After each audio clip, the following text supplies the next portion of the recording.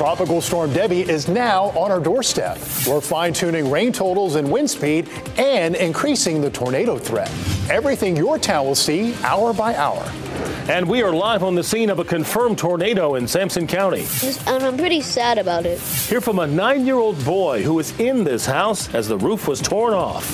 How potential flooding from Debbie is forcing businesses here in Raleigh to act now.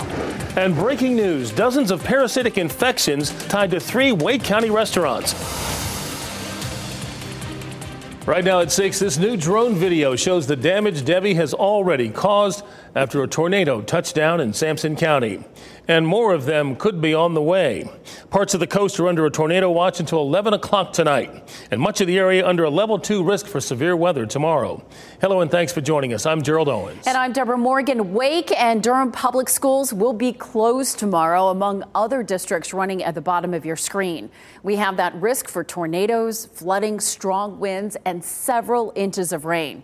Our live team coverage tonight spreads across multiple counties and into South Carolina. We begin with meteorologist Mike Mays in the WRAL Severe Weather Center. Mike, we have had rain the last few days, but it's really going to pick up tonight and tomorrow. Yeah, later tonight, especially during the day on Thursday, that's when the heaviest rain rolls on by and the greatest tornado risk as well. This is where the storm's located right now from the 5 o'clock advisory. Top winds are at 60 miles per hour. It's moving north-northeast at 3. Later on tonight, it'll start to move to the north and then north-northwest, taking it across the low country of South Carolina, the Sandhills of North Carolina, and then eventually up toward the north. And it could intensify just a little bit prior to landfall later on tonight. Here is the forecast track and intensities. 2 a.m.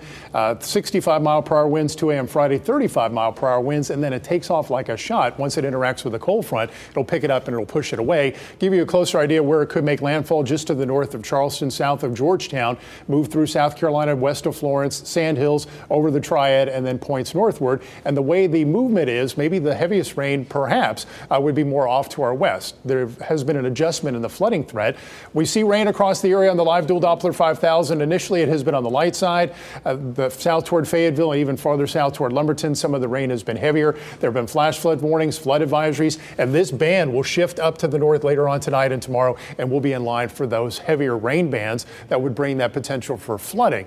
Also, the risk for tornadoes. There's a tornado watch in effect for our coastal areas, part of them from Columbus County, Brunswick County, over toward Duplin County into the New Bern area. And Sampson County has been added to a level 2 threat for tornadoes tonight. And here are the tornado touchdowns over the last 48 hours. Of course, Amy was telling you about the one over at near Charleston, and 2 today, one in the Harrells community and also one over in Pender County. There was some debris on the road that indicated a tornado had moved on by.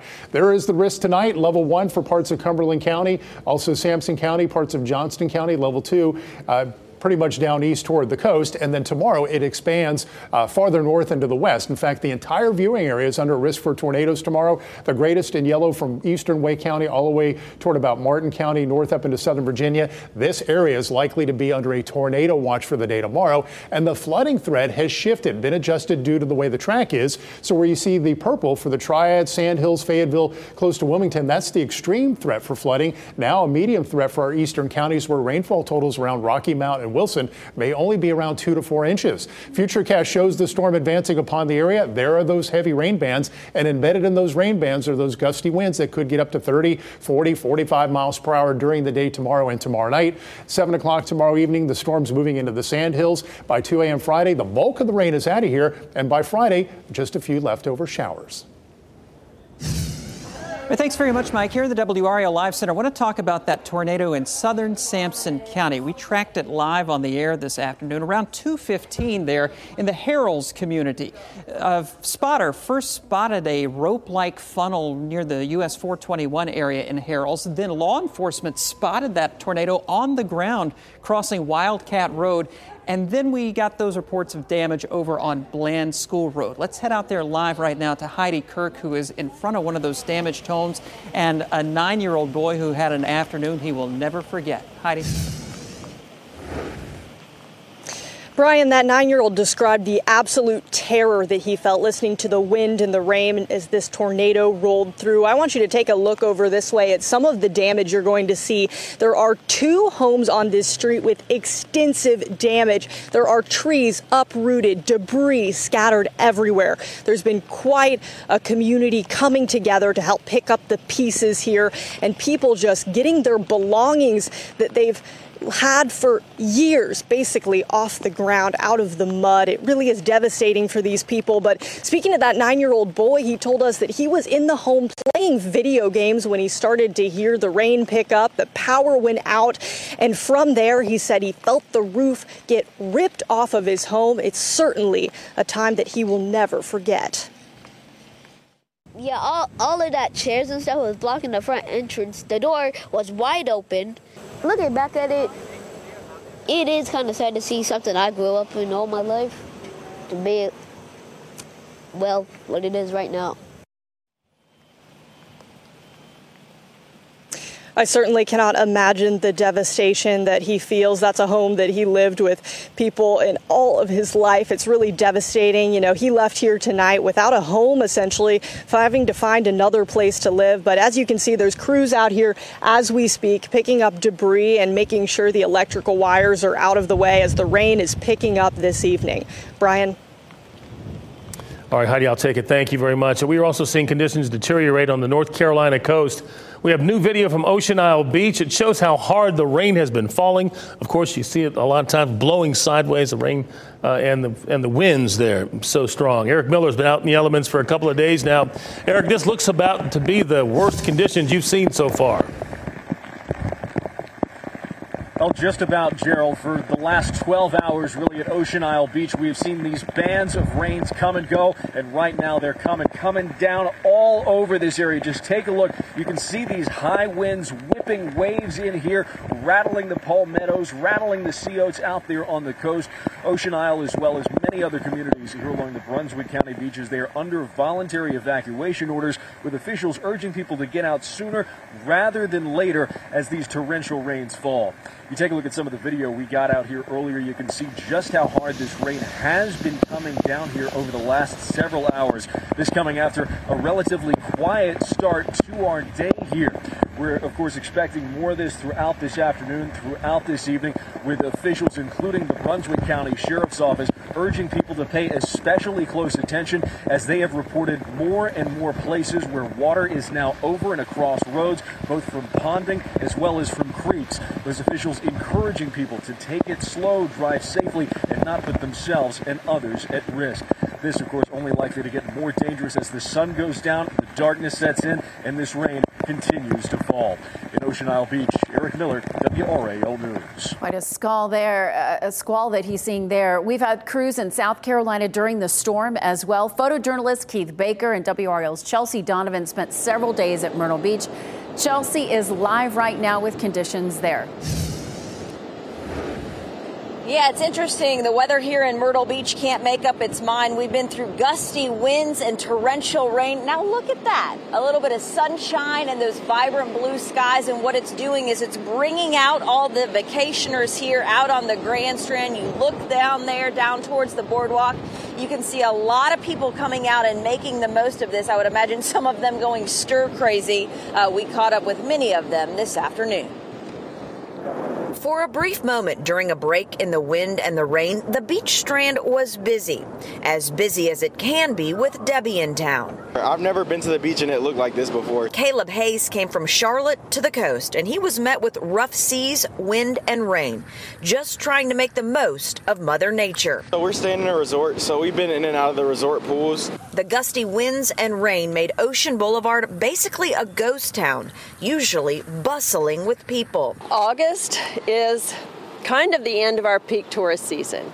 So unfortunately, this will greatly hurt our business community, and I hate that for them. I hate it for the people who spent money to come here. The Greens came from Brevard, North Carolina, not able to get in the water due to the double red flag warning, but like so many others, embracing what's in front of them. Take it as it comes and consider yourself blessed, because not many people ever get to experience this. Yeah. Myrtle Beach's mayor says the biggest concern with Debbie is flooding, and she's urging people simply to stay inside as the storm slowly churns through. And this is going to be a significant rain event for us. And the way that the storm is just stalling over us for days, we are really concerned about the amount of water that we will have. All right, back out here live on the beach strand, you can see those folks just kind of milling about, getting in the time before the rain comes back in, getting a lot of seashells, of course, courtesy of Tropical Storm Debbie. As you noticed, nobody is in the water, and that's because we're under that double red flag warning. The beaches, as the mayor put it, closed today, but you can still see some of those rough seas pounding here on the 2nd Avenue Pier. We're live in Myrtle Beach. Chelsea Donovan, WRAL News. New at 6 o'clock, Wake County is preparing for the storm. Our team of meteorologists expecting between 4 and 6 inches of rain in parts of the county. WR's Brett Neese is live tonight at Crabtree Valley Mall, where Brett, businesses are used to seeing flooding when they have a good rain. Yeah, that's exactly right, Geraldine. Where I'm standing right now at the parking deck will likely be underwater at some point tomorrow because of all the rain that we're expecting here in Raleigh. That's why they have all of this caution tape up to block off all of these parking spaces as businesses do what they can to prepare for whatever Debbie brings. Empty parking lots are often just that. But this one along Wake Forest Road next to Crabtree Creek tells a different story. This lot is usually full of cars Isaac Ward is looking to sell as general sales manager at Hannah Imports. When you bring in all the employees and tell them, hey, we got to move about 400 cars, back and forth, that gets kind of, hey, we got to do this, but it's their livelihood as well. Ahead of Tropical Storm Debbie, he and his team moved several hundred cars out of harm's way. It's a task they've gotten used to anytime potential flooding is in the forecast. It's a lot of work, but it's well worth it in the end. Ward isn't the only one preparing for potential flooding along this creek. Crabtree Valley Mall blocked off its lower lots to prevent another situation like this. Flooded cars in July of 2022. Back at Hannah Imports, Ward says they are prepared to move even more cars if necessary. I'm really, really hoping for the best. I'm hoping all our employees stay safe. I'm hoping the community stays safe. This is a pretty big storm, the way they're judging it, and I'm hoping it doesn't hit us as hard as people are predicting. Brett Neese, WRAL News, Raleigh. And with flooding rains on the way, it's good that they took action there. Here is where the storm is located now. All this heavy rain is lifting up to the north. We'll talk about how much rain could fall where you live coming up.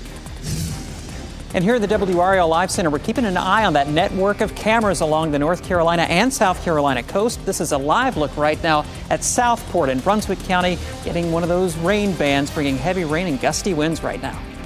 Plus, breaking now, more than 100 cases of people sick from a parasite in Wake County. Coming up, where the health department says it could be coming from. And we, of course, are talking about the Olympics. Here's a live look at Paris, where the sun has set on another day of competition. WRAL's Liz McLaughlin will join us live with the biggest moments of the day for Team USA.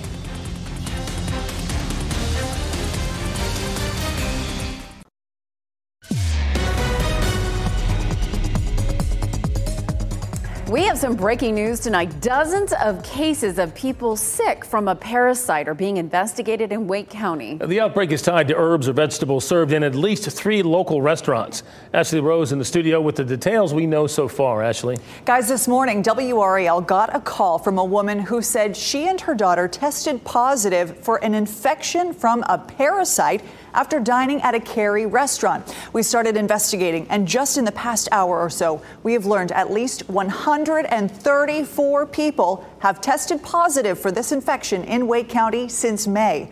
The county health department says a parasite that has been getting people sick is known as cyclosporiasis.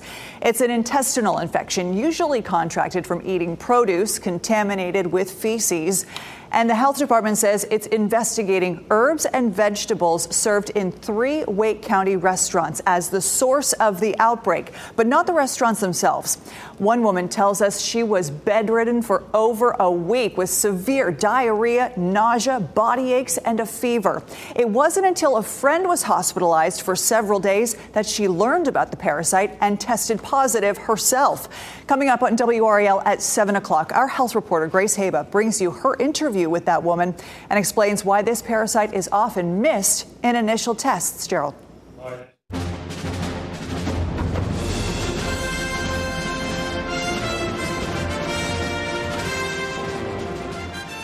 It was another big day for the world's top athletes competing on the track and in the field at the Summer Olympics. WRAL's Liz McLaughlin joins us live from Paris with some of the highlights. Liz.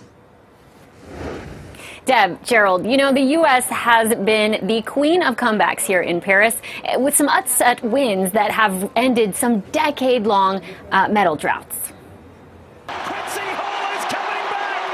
An epic surge down the stretch saw Quincy Hall go from 4th place to gold medal in the men's 400 meters. His time a personal best, and the first gold in that event for the U.S. in 18 years. And a big surprise in the men's 3,000 meters steeplechase, where Kenneth Rooks grabbed the lead in the final lap and wound up getting the silver. Just the second U.S. medal in the event since 1988.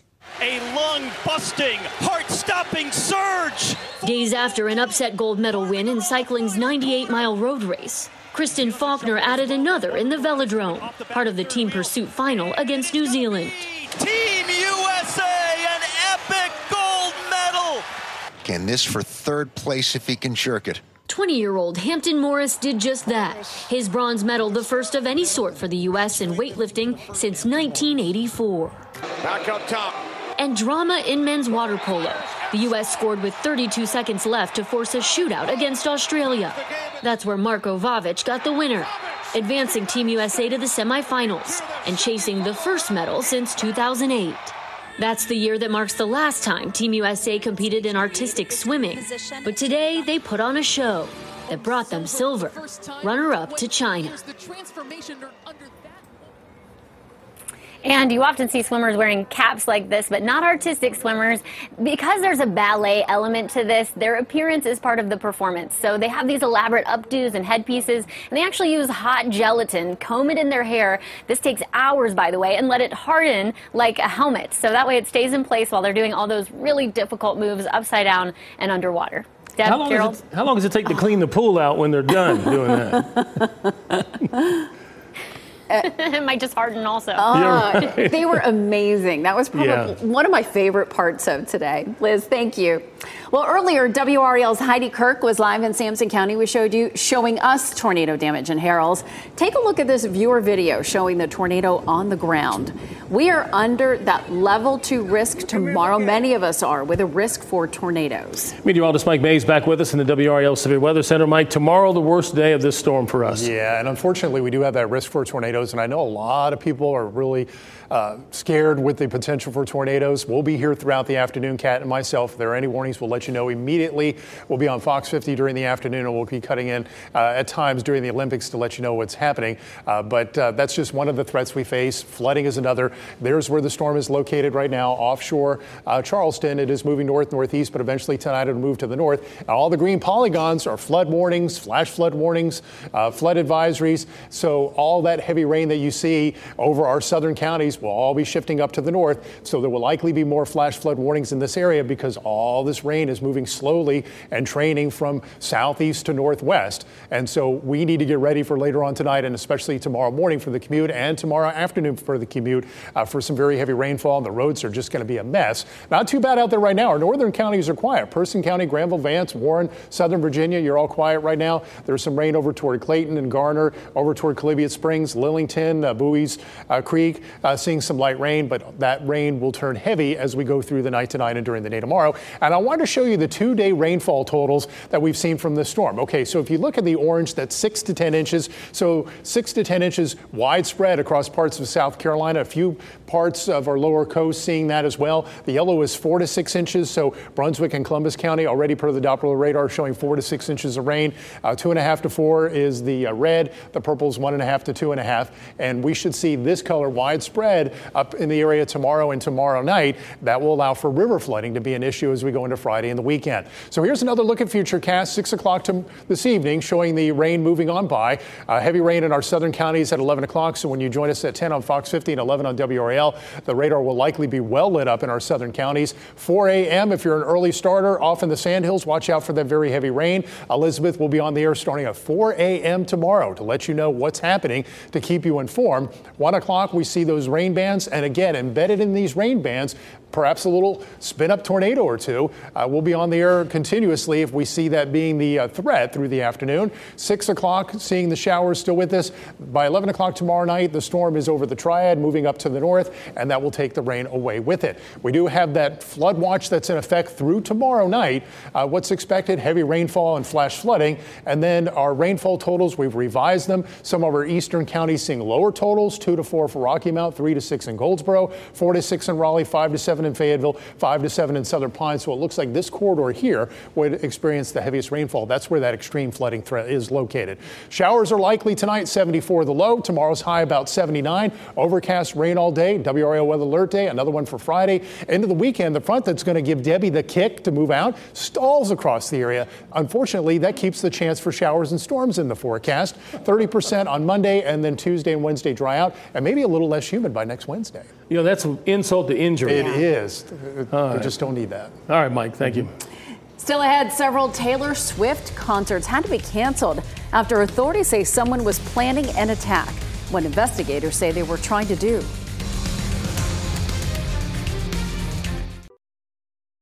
Three Taylor Swift concerts have been canceled in Vienna, Austria, after investigators say people were plotting a terrorist attack. Concert organizers said in an Instagram post, "We have no choice but to cancel the 3 scheduled shows for everyone's safety." It cited government officials' confirmation of a planned attack at the stadium in Vienna. Earlier today, authorities said they had arrested 2 suspected extremists. All tickets will be refunded. Thank you for joining us. We're just minutes away from NBC Nightly News. Tonight, astronauts stuck in space, while the crew of the Boeing Starliner capsule may be up there for several more months. And tonight at 7, as we look live at Carolina Beach, we're going to have more live team coverage as Debbie inches our way. What we're seeing along our coast and in our area at 7.